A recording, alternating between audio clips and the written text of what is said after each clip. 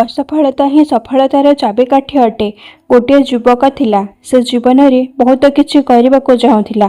से गोटे सफल व्यवसाय हेबाको चाहुथिला, परंतु ताको बारंबार असफलता को सामना करबाको पड़ुथिला। सबुथरे जेबे से नुआ व्यवसाय आरंभ करबाको चाहुथिला तो से असफल हो जाउथिला।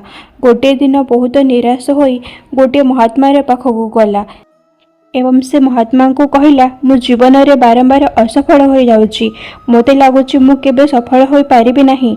महात्मा युवक को कहले, पुओ, असफलता ही सफलतार चाबिकाठी अटे।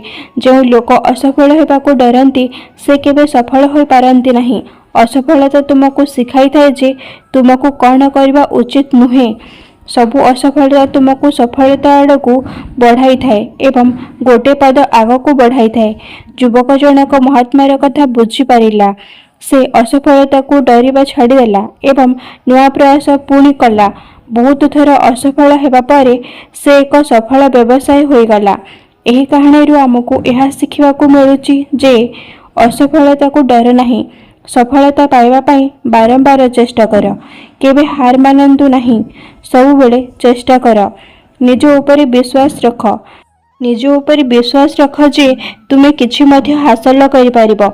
एही कहानी आमको यह सिखाई थाए जे जदि आमे असफलता रे डरिबा नहीं एवं लगातार प्रयास करिबा तो आमे किछि भी लक्ष्य को हासिल करि परिबा।